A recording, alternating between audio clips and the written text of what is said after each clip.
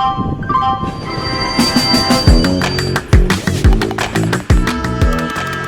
is a podcast by the News Minute, and you are listening to South Central.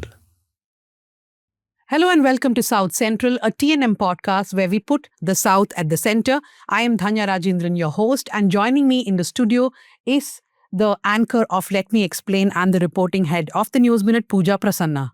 Hi, Dhanya. Pooja, your designation, reporting head, was used to troll you by the head of ANI. By the illustrious journalist Smita Prakash, who is a beacon of hope in journalism. Yes, so that's a reporting head of the News Minute.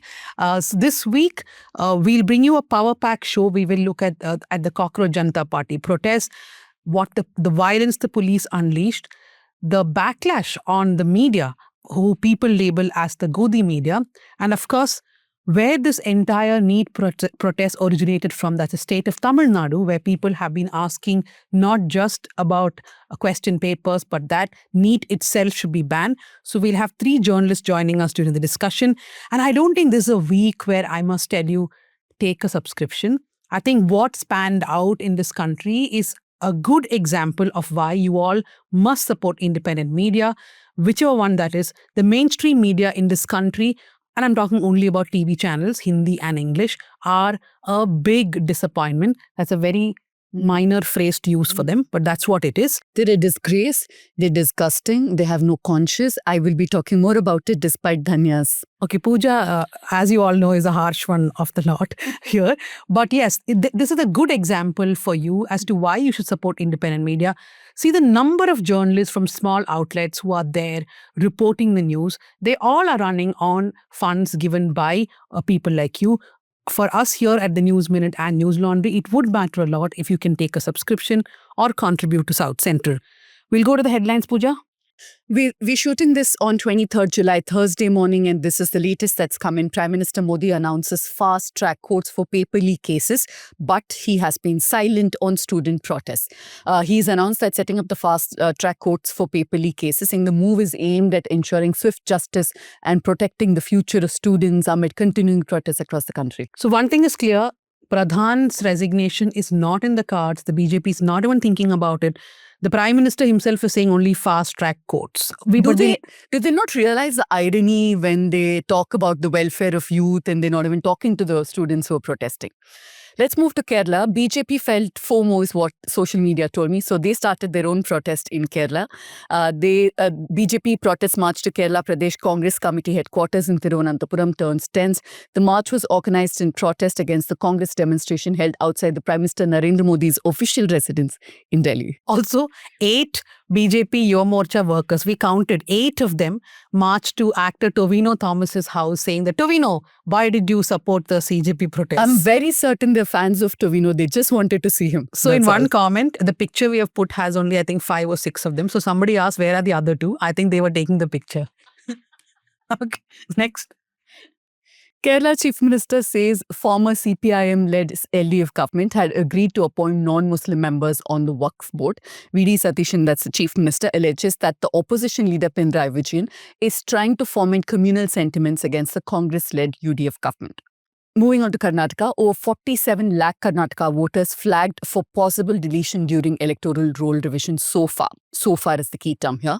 The cases will undergo further verification by booth-level agents appointed by recognized political parties, and each case will be scrutinized by electoral registration officers before any decision on deletion is taken.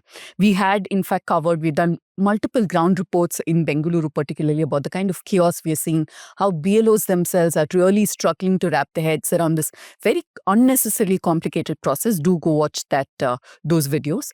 Let's move on to Dharmasthala. This is something that literally every single day we both asked about by the Bhakts.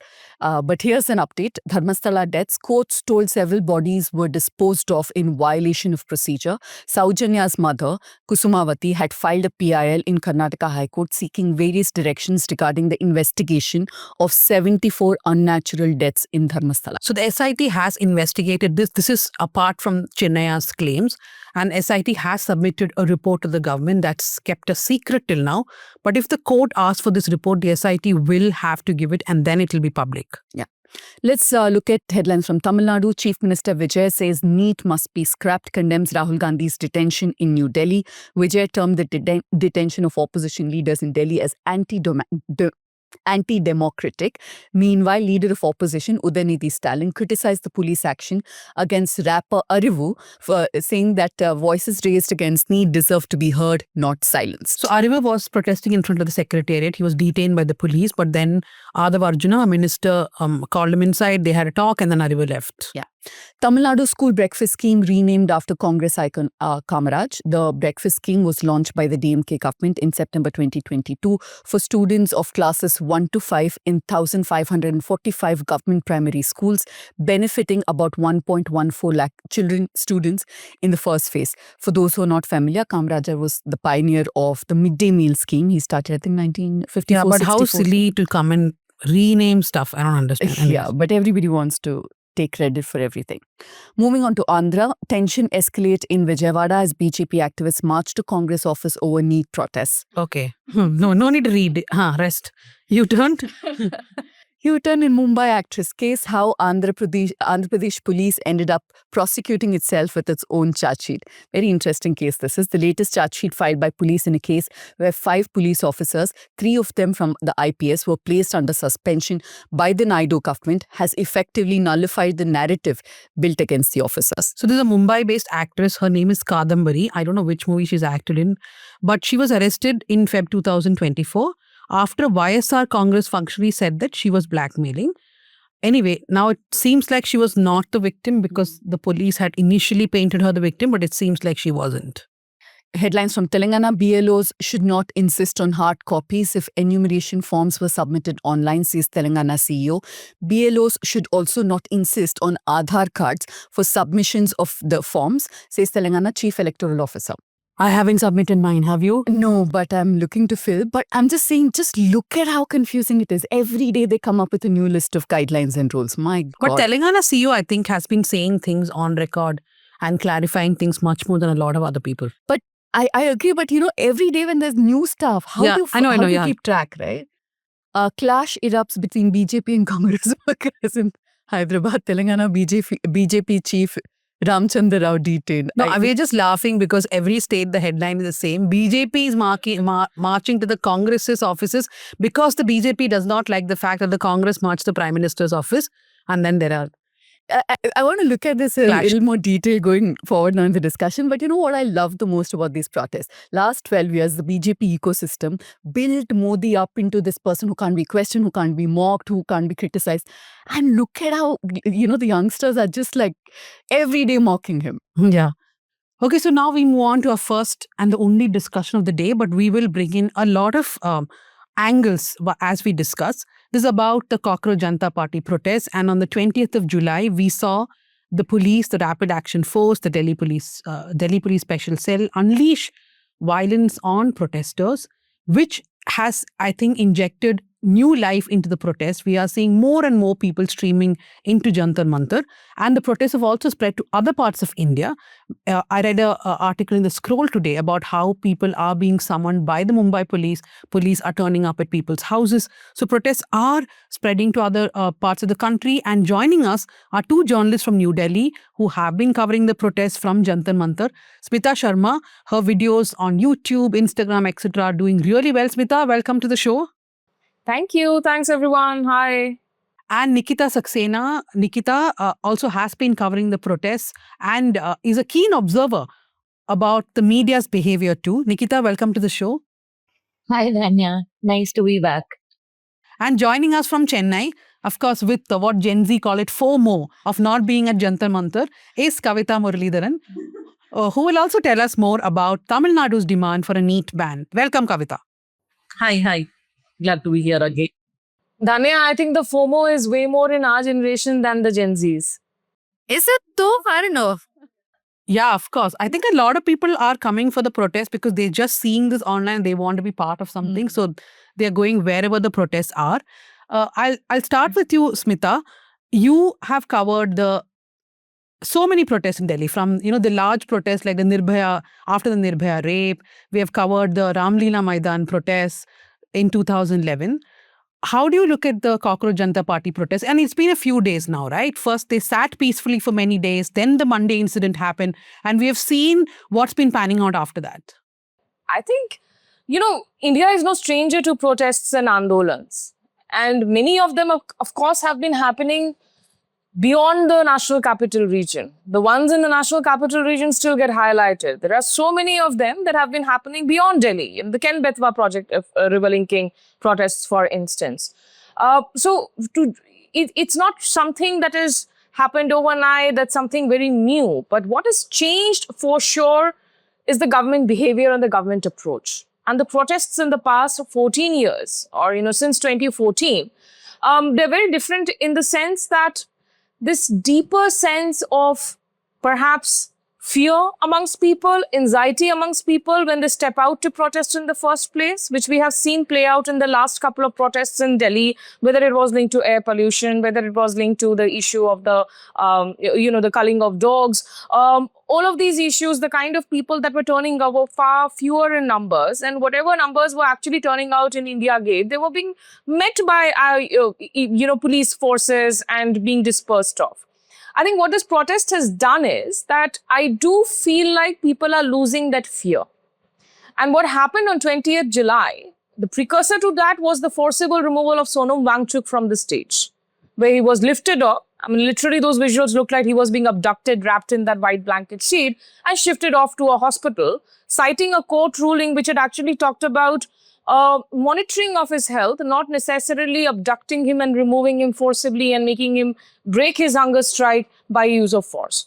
So that kind of backfired. And when people came in and poured in on Monday, a lot of comparisons constantly being drawn to the Anna Andolan. And you rightly mentioned, I was with Network 18 then. And for 13 days, I used to be in Ramlila Maidan from 6 a.m. to 11 p.m. covering those protests. Of course, on hindsight, we are all wiser today to see that protest as something which wasn't so organic as we all made it out to be at that point in time. And that was a story that was playing out on mainstream television media 24/7. There were multi-camera production setups that had happened.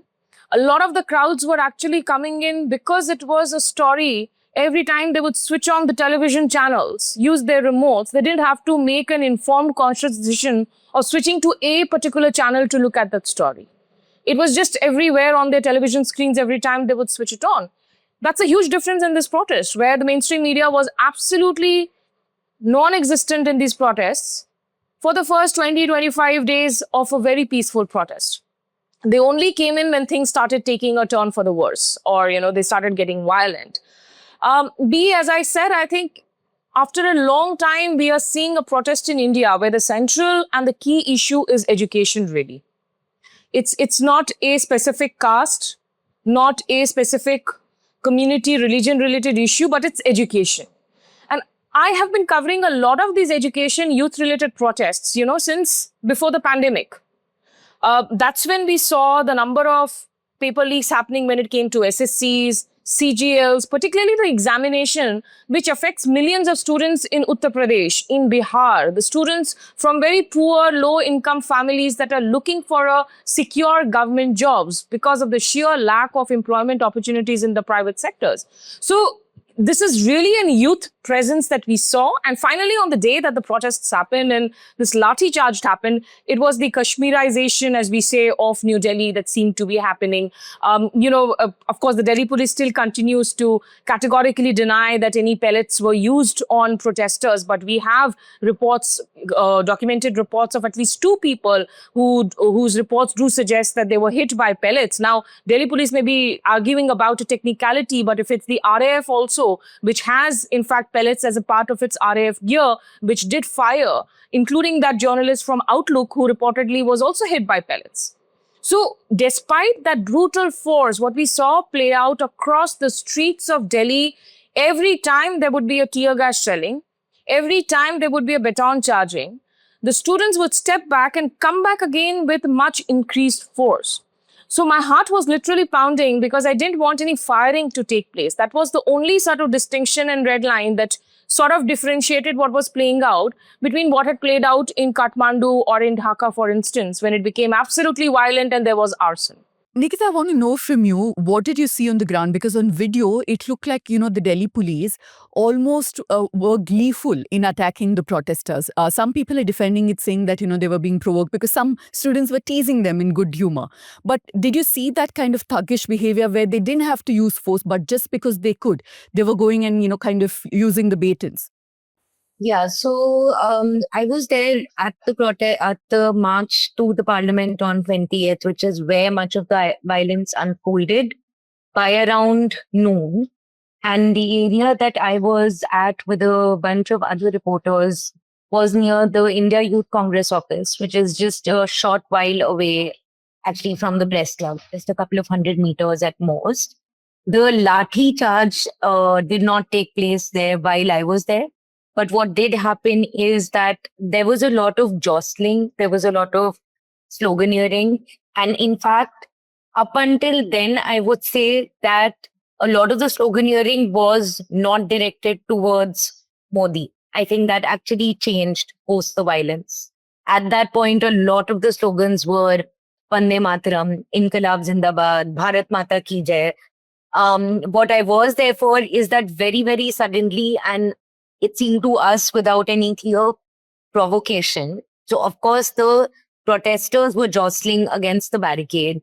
The police officials and RAF officials were behind the barricade and some of them were in front. And so there was some amount of, okay, we're trying to get past the barricade and it's not happening. But nothing seemed overtly violent. Nothing seemed overtly confrontational. At some point, in fact, they broke out into the national anthem. And they let off tear gas very suddenly. So in that case, it became quite clear that there isn't any apparent sort of provocation for this. A bunch of folks, including us, then ran into the compound that was adjacent to this road, which is the India Youth Congress office. And what it seemed then was that they also threw two tear gas shells at least, so fired two tear gas shells inside the compound. And so suddenly people were thinking that they're going to seek shelter. And then you were, in this other place, suddenly there's tear gas firing there as well. And of course, your eyes are stinging, your throat is seared, etc. And so people started running across the compound. What I did see, so that's just on what I witnessed. I spoke to about at least, more than 24 people since. And what a lot of people were saying is that, someone told me, ऐसा नहीं है कि इन्होंने हल्के हाथ से मारा है. It's not like they have used a light hand when they were hitting us with their lathis. You were seeing bruises all around. Some people were talking about old men and women who had been hit. So I don't know whether the police derived ghee to answer your question, Pooja, because I didn't see firsthand what happened. But of course, you can see the videos and we can hear the testimonies of people who were talking to us. A lot of women reported that they were beaten up by male officers. Some women told me that they were abused when they were beaten up by male police officers. What we did also see, and has been reported widely, is that many police officials were not wearing labels and any name tags. What this means is that if I'm getting beaten up, and none of the Rapid Action Force officials that I saw were wearing tags, some police officials were, a majority that I saw weren't. I spoke to about a dozen at that time. Their answers varied from, आज पहनने का मन नहीं था, इतनी भीड़ में, meaning I didn't feel like wearing this badge, इतनी भीड़ में badge गिर जाएगा. If because we are in such a crowd, our badge might fall. We wanted to safeguard it. Another told me that, if we are in this crowd, the badge might break and then the safety pin could prick our chest. So we took it off. Another told me, it's in my pocket. I don't feel like wearing it. Only one cop who I met while I was walking to Jantar Masjid later that night said that if we wear the name tag, then the focus will be on the name only. And that, I think, is the most honest response I got. So whether or not there was glee, there was a lot of ferocity in the way that they dealt with the students. We have, as Smita pointed out, seen reports of pellet injuries. We have seen videos of the force with which they were hitting the protesters. We are hearing testimonies of them speaking very harshly with the protesters. One protest also alleged that after people were hit, they were not agreeing to help them, to take them to an ambulance or to take them for medical help until they insisted enforcement force that is very clearly certain steps to not be identified, and one can only assume that this is because they want to evade accountability. Smita, something that Nikita said, and of course what you said also. See, for me, the takeaway from the protests is that in the last 12 years, we have seen fear in the minds of many people, including journalists. People are scared to tell us what's happening. For example, even if there are whistleblowers within government offices, they don't want any detail out these days. The last 12 years has been very, very difficult for us, even as reporters, because of the fear. People just don't want to talk against the Modi government, whether it's journalists, whether it's bureaucrats, whether it's anybody, right? His own MLAs and ministers. Even the opposition is scared. But I feel what has shifted dramatically only in the last 4 or 5 days following this police action is that fear is gone. Now, I live in the southern part of India where I think that fear anyway was not as prevalent as it would have been as it was in the north. Here, people were critical of the BJP government, even of Narendra Modi. They would say things in events. But I see a clear shift, right, on social media, even at the protest side. People are using even abusive language. Now, whether we support it or not is not the question here. It's the fact that the fear is gone. That's the first thing. And the second thing I feel, Smita, is that, if the BJP government excelled at creating narratives with their own IT cell and the mainstream TV channels, they are being pushed back with much more vigor. Today, if the BJP and their mainstream media spins one narrative, there are 500 people pushing back. Whether those people are right or wrong is again not the question here. But the point is they are pushing back. I think these are the two big changes, and that change is here to stay, no matter if this protest is successful or not, whether Pradhan resigns or not, etc.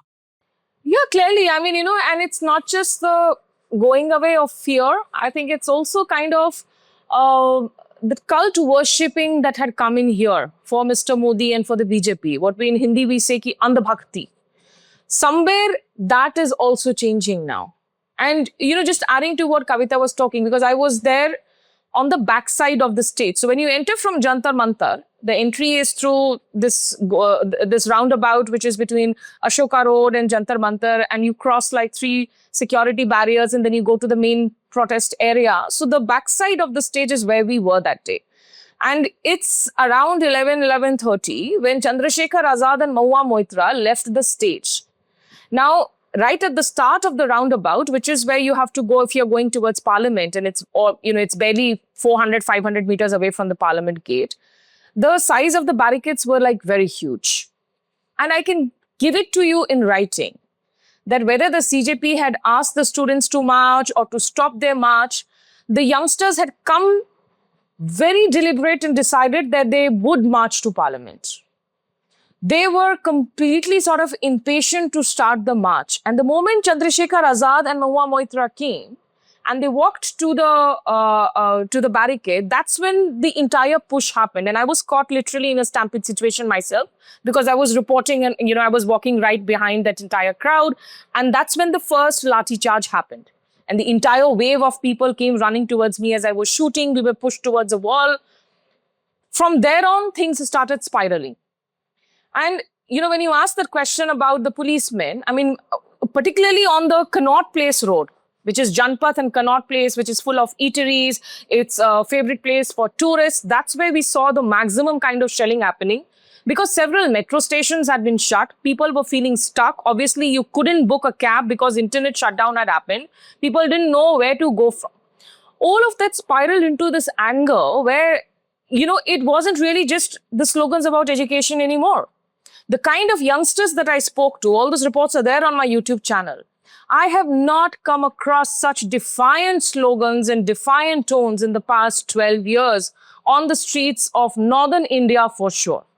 It's been very, very sort of subservient or cult worshipping kind of a tone that you come across when people talk about this government. But that shift did happen where they started not just questioning Mr. Modi, but abusing Mr. Modi on the streets. And even talking about how elections were being stolen, because when I would ask them that, you're criticizing the government, but the government continues to win elections. And all of these youngsters would turn around and say, हमें तो नहीं लगता कि हम में से किसी ने भी वोट दिया है, सरकार चोरी करके वोट जीत रही है. So to see that shift happen from just the education and NEET paper leaks to start talking about unemployment, to start talking about कि ये चाहते हैं कि बच्चे अनपढ़ रहे so that they are not sharp enough to criticize and question the government. ये चाहते हैं कि हम WhatsApp ज्ञान पर ही हम बैठे रहे. These kind of things, I think, was the clear shift that somewhere a ground has moved. And even in terms of the opposition, I mean, to give credit where it's due, I think the Congress has definitely upped its social media game, especially since the last general elections. And which is why, because the opposition is doing it, you also see so much of creativity and memes out there. There are some really fine, hilarious protest memes happening also, which is quite something that I enjoy scrolling through while I'm doom scrolling about what's going to happen next. So I think really it's the opposition also realizing that at the end of the day, there is a large-scale disappointment that the opposition has not been able to get its act right, that it's not been able to step up to present an alternate blueprint and a vision to the people and not fighting enough on the streets. So the momentum in the protests, the NSUI Youth Congress, they've clearly been out there on the streets taking a lot of, lathis and batons that mainstream media again has not been covering, or not even so much in the independent media space as well. They have been out there on the streets protesting every day. Rahul Gandhi taking the fight directly to the Prime Minister's residence. It was unprecedented. I mean, for 1 hour, the Congress lawmakers sitting there on 7 Lok Kalyan Marg, the back gate of the Prime Minister's residence. I mean, it's a very different time. I remember 2003 December. God, I feel like a dinosaur. But, I was with the public broadcaster Doordarshan then, and this was perhaps one of the last Cabinet Committee on Security meetings that was happening. Because in January, Mr. Vajpayee decided to bring forward the elections by 3 months in 2004, which the UPA then won because BJP miscalculated. They were very confident about the India Shining campaign under Mr. Advani. And in that December night, those days we used to actually be seated barely 200 meters away from the Prime Minister's residence porch. It's eventually that the walls started building up. Then we used to take the comments. Anya was there reporting in Delhi those days, where we would take the comments the moment the leaders would step out of the Prime Minister's residence on the very side of the road. By the time Mr. Modi came in, Mr. Barack Obama came in, I remember reporting actually from the stable and the polo ground that is on the other side of the road. Ghode ke tabele se, like we were literally standing and reporting on Mr. Obama's visit. And now nobody can stand there. So to actually take this fight to the back gate of the Prime Minister's residence, to sit there for 1 hour, I mean, you can debate about it's a sensitive zone, but it shows that the opposition has also realized that you have to break the limits, find new ways of challenging the intimidation in different ways. Otherwise, people will somehow remain sort of subdued and under that huge pressure of fear, which I think is slipping, and that's a huge shift that we see coming out of this protest. Just 2 points, Tanya. One, that's so symbolic of what has happened, right? The fact that you could take the fight all the way to the Prime Minister's house. Stand-up comedians have joked about how even people older to Modi used to call him Modi ji, because they didn't want to go to jail and stuff like that. And today you have that barrier broken down, literally and symbolically. That aura that they created with so much difficulty, where you can't question him, where even people who want to oppose him are thinking 10 times, can I use this language? Or can I call him a liar, for example? Or should I just say what he's saying is not true? Things like that. And this generation has just completely dismantled 12 years of that aura that has been built. Second point, I just slightly disagree with you on the point where you said the Congress could not take the fight as much, because I think there is a baggage when an opposition political party takes up an issue. There's always a baggage as opposed to what seems like an organic, non-political. I disagree with apolitical, non-political, all of it. But I think more people will respond more strongly, more passionately when it doesn't come from a political party. I want to bring in Kavita for a minute here. Kavita, you are just watching this from Chennai, right? The whole thing unfolding. Yeah. But, for me, what is surprising is the government's reaction. Now, what Nikita and Smita have explained here, despite all this, the government does not seem to want to do anything or not listen at all. Now, I want to go back to both of them as to what they think is going to happen in the long run. But Kavita, how do you see this protest, which is happening in Delhi? I mean, I'm completely not surprised, because I've never believed that BJP government will kind of take any action. BJP, I don't think it believes in the idea of dissent at all. any form of dissent, internal dissent, external dissent. I don't, as a party, BJP doesn't believe in dissent. And dissent is very essential to democracy. I don't think BJP believes in the idea of democracy also. So I'm completely not surprised by BJP government's reaction, but the protest is something, protest is, I mean, as Smita and Nikita explained, I mean, this is unprecedented for North India, certainly not for South, certainly not for Tamil Nadu. Tamil Nadu is like land of protest, but it's, and for me from here, when I've seen people at Balanillam yesterday where CJP supporters in Tamil Nadu, in Chennai are protesting at CPI headquarters, Balanillam. And one of them commented, "We told you so." Like, we told you in 2017 that NEET is problematic and it's happening. Now you realize, now there's much more to realize, because basically Jantar Mantar protest is about the irregularities in NEET, not NEET itself. Whereas a protest happening at Balanillam by the CJP supporters in Chennai, they also demand that NEET be entirely scrapped. It's not just about, they say NEET is, it's not equal. It has structural inequalities and it should go away. That is what's happening in Tamil Nadu. So I think that is the basic difference between what is happening here and what's happening in the north. But I think it's a very wholesome thing to see youngsters in North India coming out and protesting at this great level, showing this kind of dissent. And it's an amazing thing to see. And also, how much fun we made of Gen Z people in a previous episode, Pooja, where we said that these people are just keyboard warriors. I mean, we have been proved wrong. Pooja especially. And we're happy to have been proven wrong in this case. Yeah, actually, that's true. I think Gen Zs do tend to oscillate in very extreme fashions. I mean, you have our Gen Z colleagues who will refuse to work beyond 6 hours and be very sure to tell you about their work-life balance. But you also have that young Gen Z protester who's standing right in front of the truck while the reel is being made, of the police vehicle, and almost makes it seem like she's pushing it back single-handedly. So giving that very Tiananmen Square kind of a vibe in a possible sort of a suggestion. I just wanted to just add to the previous answers and two things that I missed out. In terms of the police action on Janpath, there were n number of women who came to us and who said that these were male policemen who were coming and hitting them. There was a young girl of 18, there was a woman in her 50s, there was a burqa-clad woman, that the policemen came out of nowhere. They just hit them while they were standing on the corner of the street. And most importantly, they actually abused them with horrible cuss words. Words that I know people in Northern India are very used to, the mother-sister sort of abuses, but these are absolute horrible abuses, and I'm not even used to saying cuss words. So, it just showed that how sort of aggressive the forces were and hitting out at people even when there was no provocation. B, I mean, just to add to what that story that I was saying about 2003, so in that December night when we were out there for the Cabinet Committee on Security meeting, it was a winter night, and we see this gentleman coming out with a kettle of tea. And that gentleman was actually Mr. George Fernandez, who was then the Defense Minister of the country. So we have reported in such different eras where the defense minister of a country comes out to actually hand out tea to reporters covering a story middle of the night. To that culture of the BJP, you now look at a BJP, but you can't even access the party office anymore, and something that's actually spilling over into the Congress culture, because the new Congress office you can't enter now. It's very difficult to access unless there's a press conference and you've been called in. The 24 Akbar Road, the earlier office, you can still access, but not the new Akbar Bhawan. It's very difficult to access. So we are living in very different times of this relationship between the press and the government. I mean, the simple thing is that you have a prime minister, a democratically elected prime minister, who's not held a single press conference in the past 12 years. And finally, I think, the children who were there on the streets, Dhanya, what makes this protest again different is when the farmers protested against Shambhu border, Singhu border, which I covered consistently, it was a very consolidated, organized group, which was from Haryana and Punjab, a very networked community.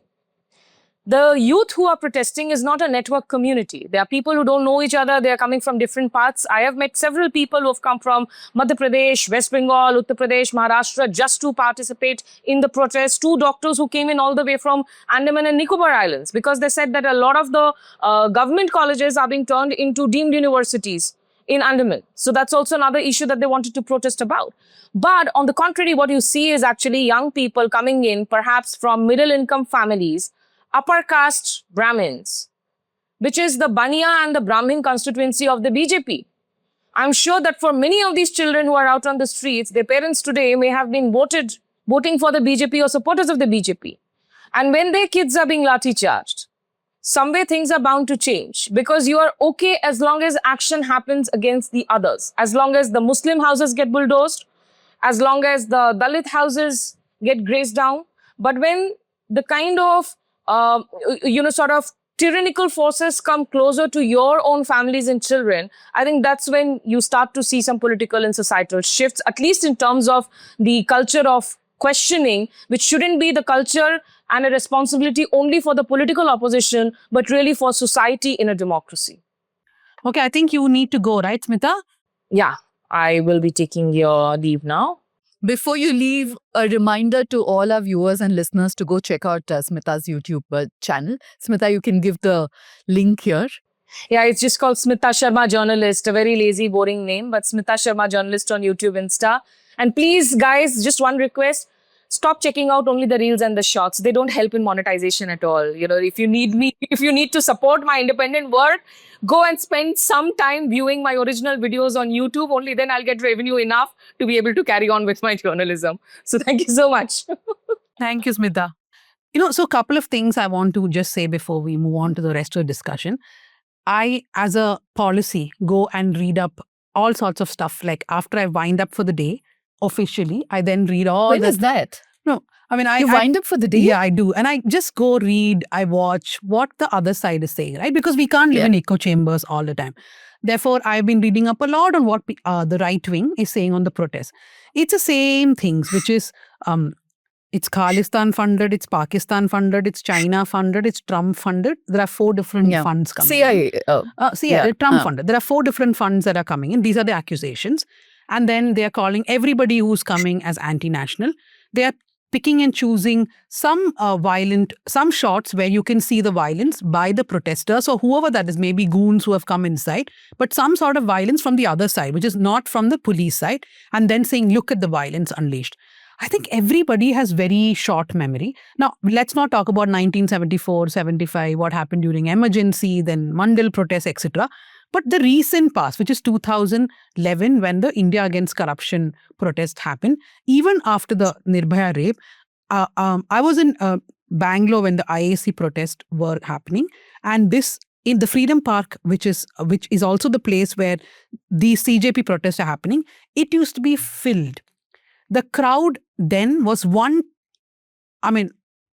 times more than the crowd today. And none of the channels kept asking, who are these people who are coming for the IAC protests? In Delhi, at Ramlila Maidan, thousands and thousands of people used to come every single day when Anna Hazare, Baba Ramdev, etc. were fasting. And none of these channels asked, were all these people who came to, did all these people who come to Ramlila Maidan pay bribes at some point of time in their life? Were they affected by corruption? Is that the only reason why they came? So one question that media is continuously asking is that, who are these protesters?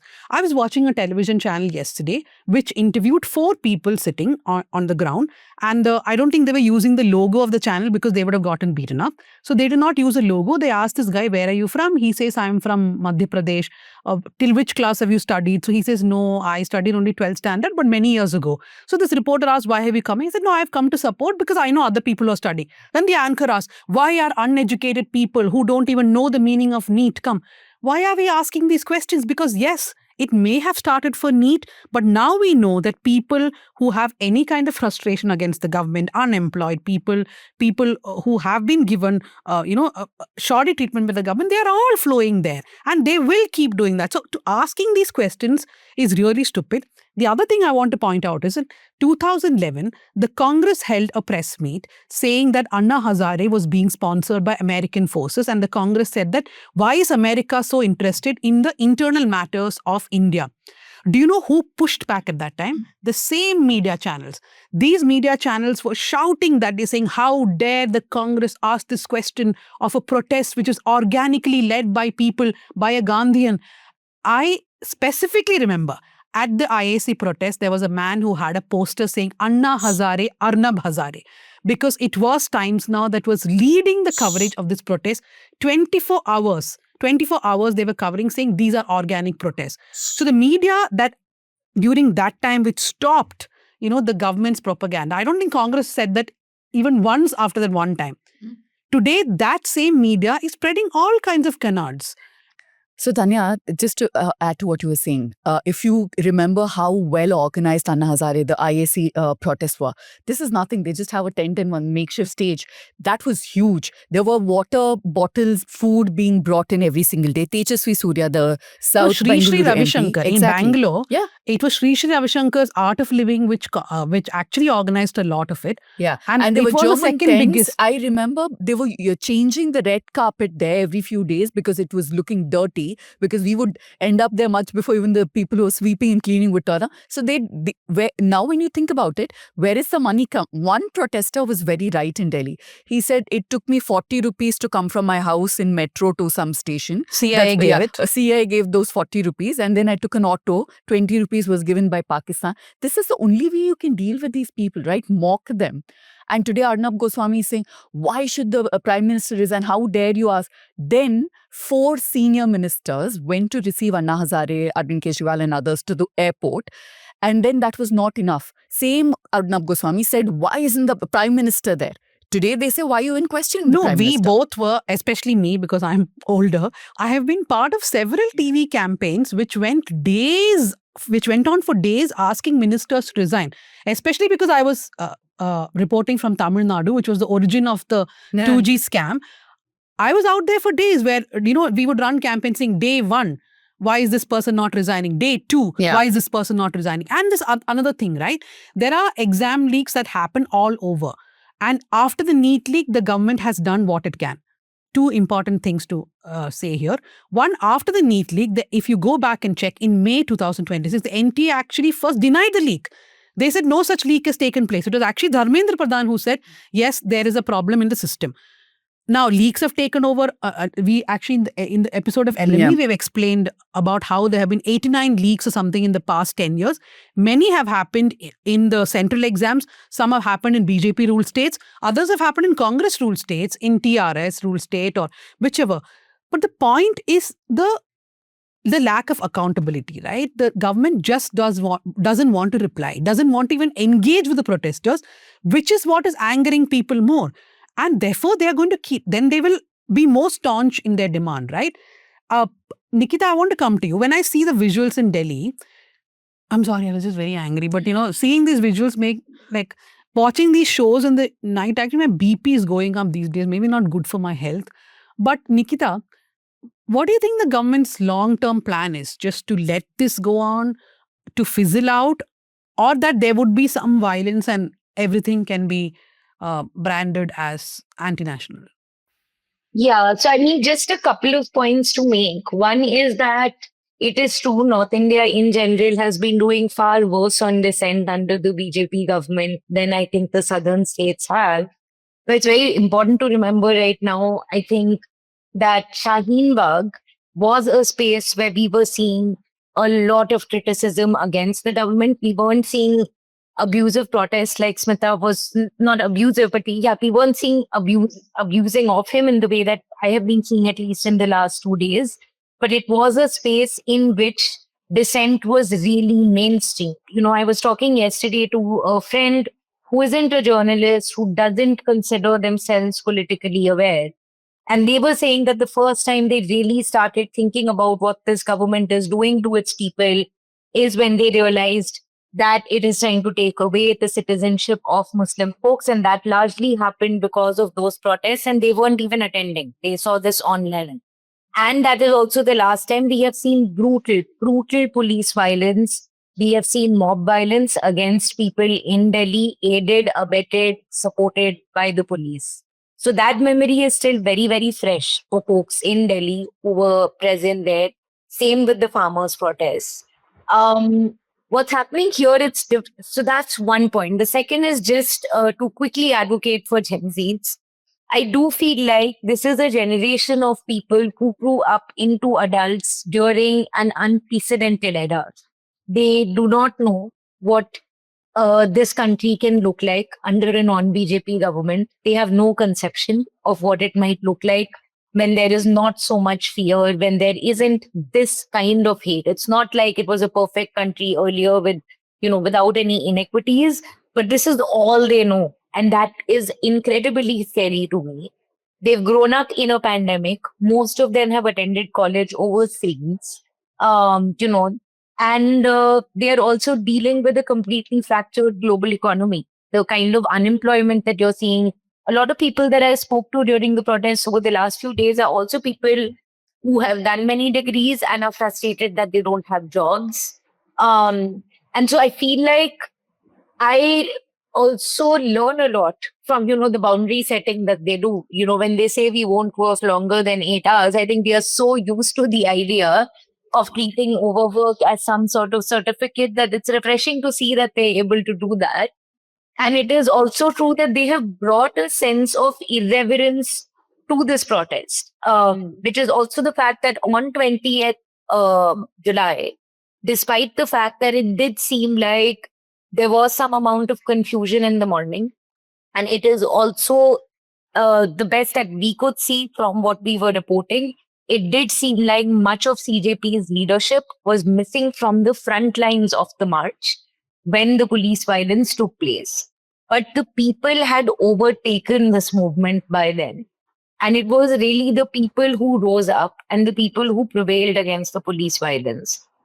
So it isn't, and the third thing is, this common criticism of now the opposition has jumped in, the BJP IT cell or a lot of right-leaning folks online are saying Rahul Gandhi got FOMO. That's a common, and because Tanya mentioned FOMO, like that's sort of what they're attributing to this now. But not one, several protesters I met yesterday unprompted. It wasn't even though as I was asking them a question about Rahul Gandhi, it said that, so many mainstream reporters are coming and telling us this is political opportunism.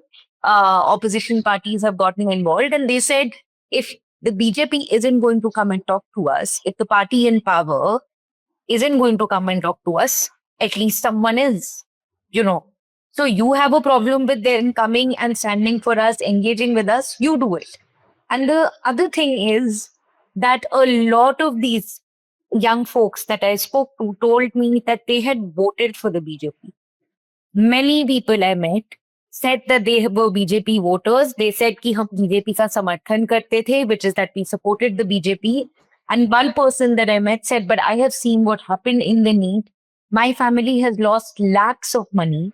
My brother is undergoing severe mental health issues. And it is a very simple math that they present you with, which is that my brother or I spent years preparing for this exam. We appeared for it. Maybe we thought we have done well. Maybe we were appearing for the third or fourth time, as was the case with several people I met. And then we realized that the paper has been leaked. And now what do? Either I make up my mind to prepare for this exam again and to appear for it again, and then I don't score as highly. There is an immense amount of frustration. And so this BJP voter then said to me, I now hate Modi. I now hate the BJP. So there is a lot of that, and several BJP voters who are on the streets as well. So I can't say, again, to bring this back, Dhanya, to your question, it's difficult to say. Only the government knows what they're going to do with this. What we can see is that last night I was at the protest till 3 a.m. The numbers are swelling. The sloganeering is now far more targeted against Modi than it was before. On the night of 20th July, once the police violence had happened, one slogan that you were hearing a lot was "Jab jab Modi darta hai, police ko aage karta hai." Every time Modi feels the heat, he puts the police at the front lines. Last night, what I also heard, apart from what Smita was referring to, which is a lot of cussing, sometimes directly against Modi from pockets of protesters, was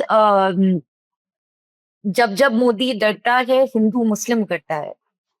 And so, you're having sort of varied responses to this now. Students who are marginalized caste are telling you that I'm here for NEET. I'm also here because I faced casteism when I was studying. And none of the teachers faced any accountability for this. There are people who are against the increasing and, breakneck speed of privatization of education in India, which we're not even talking about right now. So there are a lot of varied things that have brought people in, and they don't look like Pradhan is going to resign, as you pointed out, but it certainly does not look like the protests are going anywhere anytime soon. So The government will have to respond to that. I think the government did miscalculate this time because farmers' protest or any other protest was limited to one section of the society.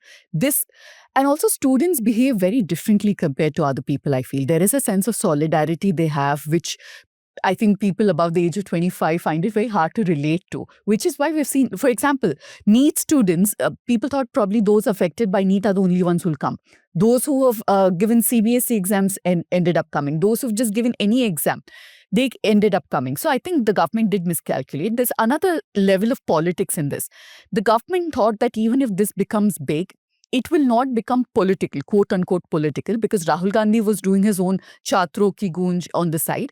And there was some sort of a gap between, like yesterday I was seeing Geetanjali, the wife of Sonam Wangchuk, speak to Rajdeep Sardesai. She said, the Congress should have come here if they were sincere to Jantar Mantar. Why did they go? So somewhere the government was banking on this divide, saying that eventually political parties will not jump in and they cannot leverage this. So it's okay. One section in one corner, we'll manage it. But this is a cumulative effort of multiple forces coming together. Now, it could be political, it could be a pressure group, whatever it is. The fact is that the government cannot ignore this anymore and have a serious problem with people saying, don't politicize this. Why is the opposition jumping? It's their bloody job. That is literally the one job that they have.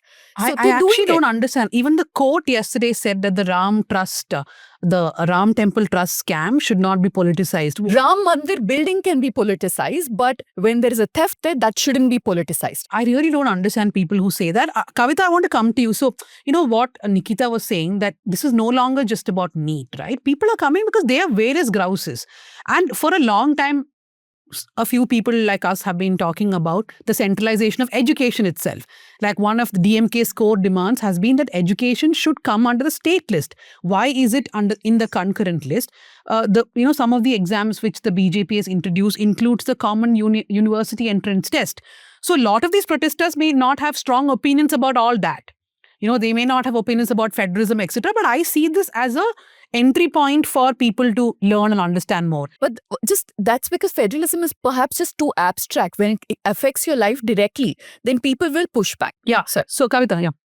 I think this kind of reminds me of the Jallikattu protest. You remember that, Tanya? Like 2017, we had a massive protest on Marina Beach where people, it was very organic protest, but people didn't just come for Jallikattu. They came for various demands. It was one place where they could air all their demands and grievances there. So that it was that kind of protest. So I think, I see the similarities between Jallikattu protest and this protest. And I am not really surprised that this is, I think it's become much bigger than CJP itself. Now across India, it's like, across India, the protest has swelled and it's gone beyond an individual called Sonam Wangchuk or a party called CJP. It's become an all India protest, and there are supporters from all kind of parties. And yesterday at Balanalam, I could see supporters from the DMK had sent its representatives, and Balanalam being CPI headquarters, CPI leaders were like there supporting and volunteering to kind of facilitate the protest. So, all this was happening, and I think it's a very important moment too in the history of at least since 2014, since the BJP took over. I'm sure they have not seen this kind of protest, so they are trying to do everything they could within their power to kind of stop this, but I'm not sure. Also, I think in Tamil Nadu has been protesting against NEET since 2016-17, like after Anita's suicide, and only demand is like scrap NEET entirely, because Tamil Nadu believes that NEET is inherently discriminatory. Like even the government does have free coaching for NEET students, but it's a very good thing, and it has shown some results. There are students who've like fared better after undertaking the government coaching, but I think it's still structurally unequal, and NEET needs to go, because it's there are people who can afford coaching will keep going into private coaching and they could take repeat tests, which the government school students cannot afford to take repeat tests and all.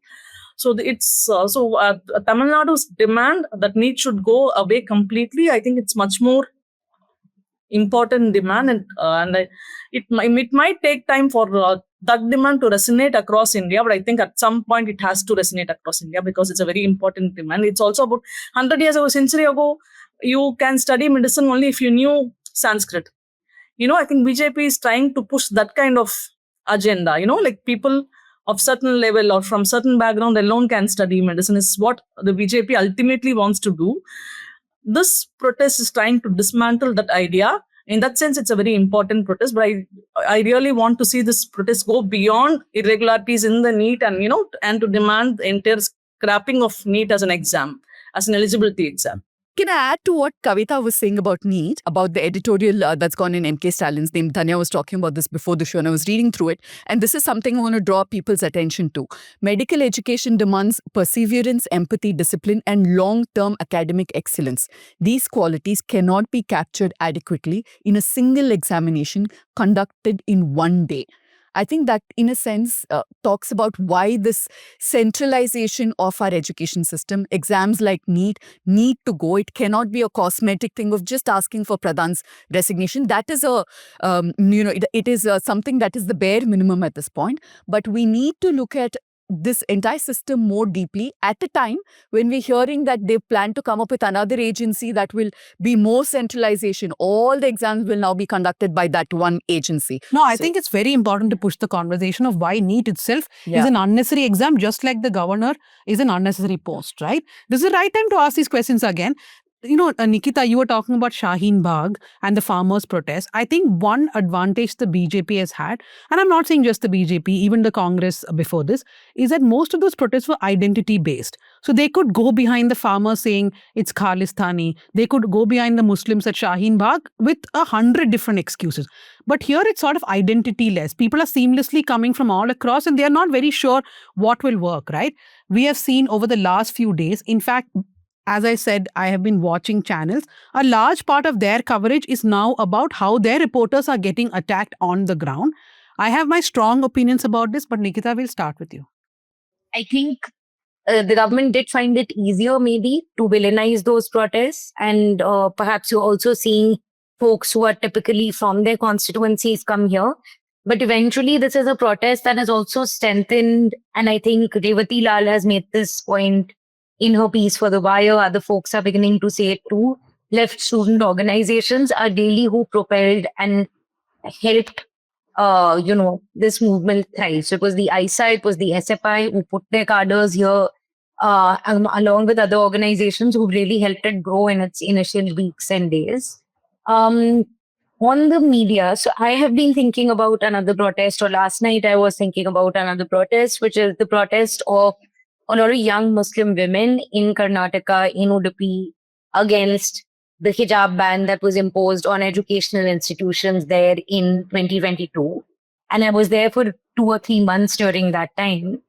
And a lot of reporters from regional channels as well as mainstream channels who were in Karnataka at that time and, who were in Udupi at that time and what their behavior was.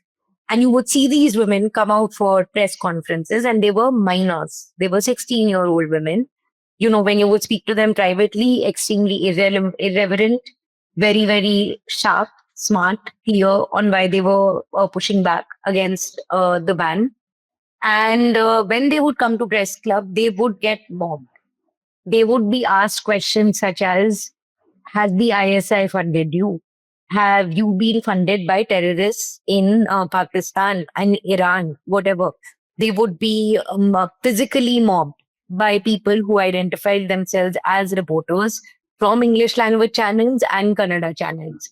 And I'm bringing this up because it was a very visceral image for me. It was 5 16-year-old women who had to run to their cars every time they conducted a press conference so that they could avoid all of these male reporters haranguing them, taking up their space.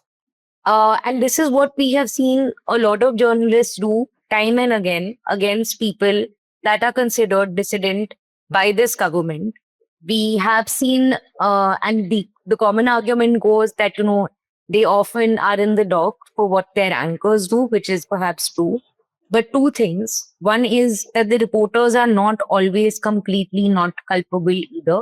Eventually, what is being shown on the panel discussion is coming from what is being reported in a certain way on the ground. You might have the one odd reporter who is not doing it, but in most cases that I have seen, the reporter is the is the person who's bringing the fodder into the machine. They are not apart from the machine. They are a cog in the machine, and they are feeding material into that machine that is then being used to villainize people. We now have short public memories, perhaps, but these channels gave us urban accents. They resulted in the very, very targeted demonization of the folks who were then arrested in the case that we now know as the Bhima Koregaon set of cases, where activists were accused of a plot to assassinate Modi. Who was giving us these claims and giving credence to these claims? It wasn't just anchors, it was also reporters. The second thing is, and again, this is not to say that reporters should be mobbed. The thing is that there is a lot of anger against these channels for the things that they have done for the last 10 years. Whether or not we agree on the method in which this anger may be expressed, what is difficult to deny is that anger will not always be expressed in ways that everybody finds palatable or agrees with. I know that we are supposed to condemn violence, and I do. But I also condemn violence against people in Shaheen Bagh, in Kashmir, in all of these protests, during CAA protests, every time there is a protest anywhere in the country. These are the same reporters. And I refuse to agree that they are just doing their job. They are not innocent bystanders in what's happening. They're active, willing participants in demonizing large sections of the society. They know exactly what they are doing.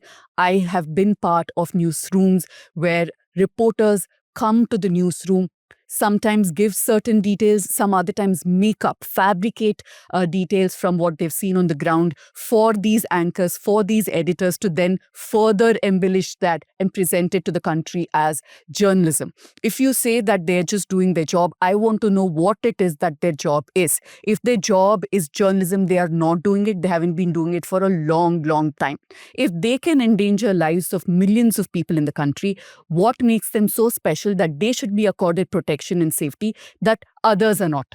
I don't understand this special privilege that journalists think they have. And I say this as a person who's been beaten up more number of times than I can count in protests, by police, by protesters, what have you. So I'm not just sitting here and putting lives of other journalists at risk. And I did see that there were protesters who were carefully monitoring what the reporters are saying before heckling them. A lot of times they're just heckled. They're not really beaten up or roughed up. I find it very difficult to sympathize when you are active participants in demonizing, vilifying, endangering safety of people, and then you say, oh, but somebody heckled me, somebody threw water at me, my God, cry me a river. I have no sympathies. Yes, there might be some cases where reporters were genuinely heckled or they were roughed up. I feel sorry for it, but I think that's an occupational hazard if you're working in any of these channels, as it was for me. Okay, I have a slightly different take, but mostly, yes, I agree with what Nikita and Pooja have said. See, most channels have been agent provocators for years, not just yesterday or today. They have been doing this for a very long time. And for a long time, the same people cheered them on. Now, let's also not forget that those people who are heckling or assaulting these journalists, calling them as Godi media, were their consumers. They were also sharing this, but today they've realized that when I'm on the other side, these guys are not supporting me, right? Now we should primarily place the blame on the editors, the anchors, the executives who decide the editorial line. I have absolutely no doubts about it. The frontline reporters, as everybody has said here, are, yes, the people who feed this information. But I think the bigger responsibility is on the people who decide these lines and not frontline reporters. And to be fair to frontline reporters, there are many times I've seen that they do the proper reporting, but then the lines are also twisted. I'm not saying everybody is the same, right? But the distinction we have to make is that when a large crowd like this is very angry, we can't go and tell them that, look, boss, don't be angry at all journalists. Some journalists are good, some journalists are bad. Some journalists in bad organizations are good. So you're essentially telling the mob, you differentiate good and bad, you differentiate the good in the bad, and then you beat up only the bad in the bad. That is not going to happen, right? Anger is going to be against everybody. You cannot be dictating the crowd as to how to behave. And I think this is a very important thing to note, that, you know, when people go back home in the evening and watch these news channels, they are again seeing their protests being villainized. Like, you put any bloody Hindi or English news channel, you are continuously seeing people saying, ye Pakistani agent hai, ya Khalistani hai. Tomorrow they're going back to the protest and like, chalo, these guys have come, let's whack them, right? So where is the responsibility of these editors to at least ask questions on behalf of the people? They are not doing that. And it is not the crowd that is endangering the reporters. It is the editors who are putting their reporters in danger willfully and then making TRP or BARC ratings out of that, saying that, oh, look, my reporter has been attacked. And they're all sitting and discussing this. So to the audience, you must keep on asking the editorial line. You must keep on questioning, or like I do, stop watching. I agree wholeheartedly with except one point. I don't think the onus is more on the editor or the anchor to speak for the people, because they are cut off from people. They're sitting in their offices. Their entire world, because they do 12, 14, 15 hour shifts, their entire world is that cesspool that is their newsroom. The reporter goes out on the field. The reporter speaks to people. The reporter is supposed to be the voice of the people, report what you've seen. So I think the onus is more, the responsibility is more on the reporter to report what they've seen. No, Number no, one. I have a difference here. One, Nikita also wants to say something. See, one is the reporter can report what they see. You never know how the channel is going to twist it, right? We both have had experience about how the channel will twist. I don't think it's on the reporter alone. But my problem is that now that this is happening, now you forget everything else. You forget all that has happened. Every organization of this scale has around 200 journalists. There's one newspaper which did not even cover the protest properly on the first day. That newspaper will have 1,000 journalists. I'm saying, even if you're junior, the junior most in office, now is the time to organize within your organization and tell them this is not done. We are just earning people's anger. I think that is where these journalists must come together, but they're not. All the journalists who have even gotten beaten up are all saying, oh my God, the crowd did this to me. But turn around, man, and ask. Just very quickly, one common argument that we hear is that the reporters don't have any choice. It's a shrinking media ecosystem. Everybody is trying to do the best that they can. This is a very common defense that you hear. And the thing is that we are all making choices. When you left a TV newsroom, you made a choice. I was briefly with the TV newsroom. I realized that this is not for me. I made a choice. A lot of journalists today have made those choices and have had to make them under very difficult circumstances. So it feels like quite a disservice then to those journalists to say that these journalists don't have a choice, because they do. And as Pooja was mentioning, even when I was at the protest last night or the day before, you can see a certain way in which the questions are asked. You can see a certain way in which their responses are then twisted in the next question that the reporter asks. So, for instance, yesterday I saw one reporter tell them, but you want this country to then suffer like Nepal did. And in this case, the protester kept saying again and again that the point here is that we need the education system to change. Okay, but don't you think then that you're making it so difficult for the government? So you're asking questions in a way that even the person on the other end realizes what you're going to do with their responses. And now you are in this extremely charged atmosphere. And last night was very charged. It was swelling till 2-3 a.m. I saw huge queues sneaking into the protest site. The police violence has elevated and given momentum to this protest in a way that I don't think was what anyone would have predicted a week ago. So you are in this charged atmosphere. The person on the other side is not an idiot. When they hear you frame your questions a certain way, they realize what you're doing. And then you're in the middle of this sort of electric setting. Protesters are not perfect people. And the expectation that anger will always come out in a way that feels polite it's simply not going to happen. So I also feel like this point that she was making of provocation, etc., you can see on the ground sometimes with the questions that reported. And this is, again, Not to say that we think violence against reporters is okay, but to say that the medium of this violence has to be far more complicated than this is an angry mob villainizing hapless reporters. Kavita, so, in the states that we cover too, Kerala, Tamil Nadu, Andhra Pradesh, Telangana, etc., much of the media is again owned by political parties or they're owned by corporate. But we don't hear this kind of, allegation against even the worst channels that they're anti-people all the time. Now, they're anti-people sometime, they can be, right-wing sometime, but they're always not behaving like this. And this Muslim-Hindu game, most of the channels don't keep playing, right?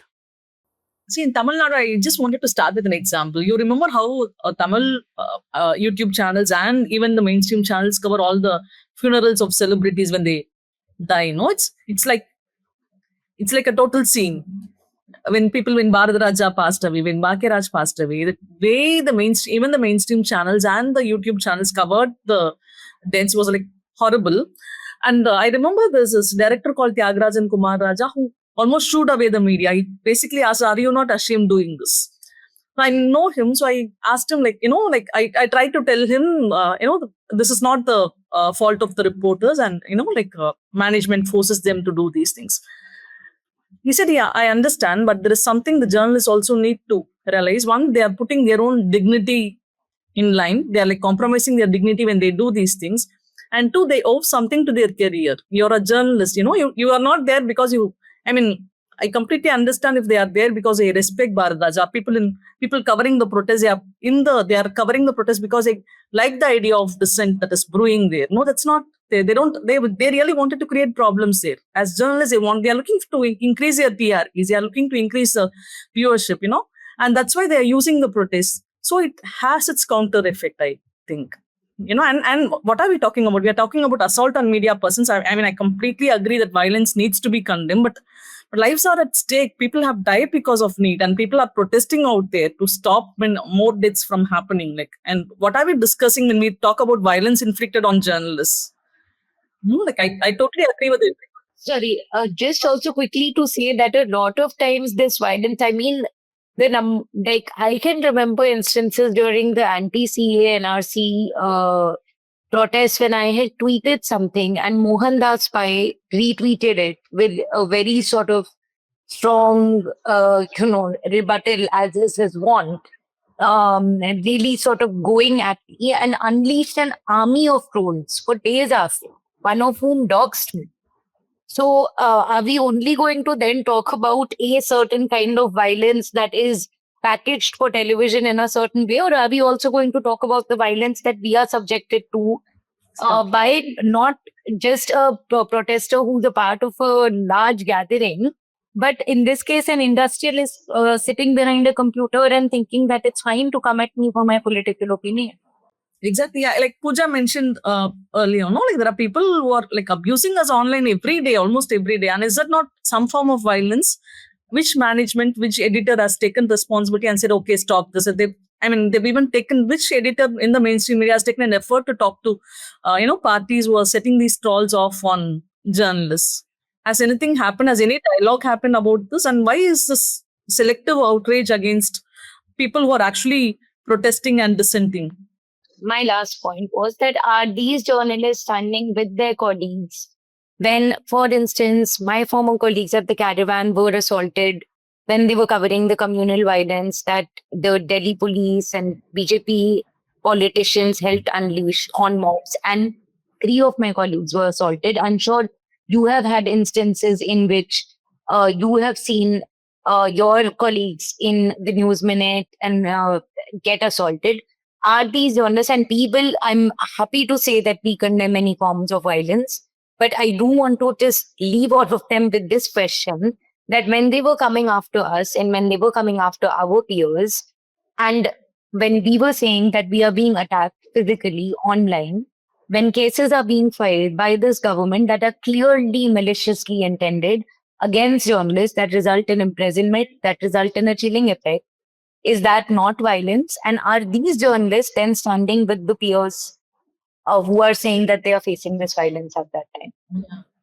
No, this is a question I was asking Pooja yesterday, that how many times, I mean, once a week as DGPUB chairperson, I write a condemnation letter for some arrest or some case, and nobody stands up for Yeah. that, right? Nobody does. None of these people do. In fact, they will be the first ones doing live that day saying, oh, there's an anti-national journalist, let there be a case against him. Yeah, I can go on and on, but I'm going to just say this and leave it at that because we are time bound. But those who are professional hecklers. Recent example is when Naseeruddin Shah was in Hyderabad. He was coming out of the airport and there was a reporter from Times Now who went and heckled. He wasn't asking questions. It was the lowest IQ kind of thing. Why are you angry, sir? Why are you angry? Till he gets angry, you will shove a mic in his face, keep asking that, and then say, oh, but my God, he's yelling back at our reporter. These reporters go and become celebrities in their newsrooms. UR Anantmurthy was on dialysis. He was in great pain in the last few days, and reporters hounded him till he was frustrated, and then they screamed at him, at the reporters. And Girish Karnad was on oxygen supply, they hounded him. Why do these professional hecklers have a problem when they are heckled, when water is thrown at them? I have zero sympathy. Oof. Now, after this show comes, let's see the reactions. Well, okay, we'll move to the recommendations. Pooja, what is yours? I was speaking of Naseeruddin Shah this morning. I watched his interview with Karan Thapar. He was really moved. He was very emotional, but I think we should all watch that if we're still not moved by what's happening in the country.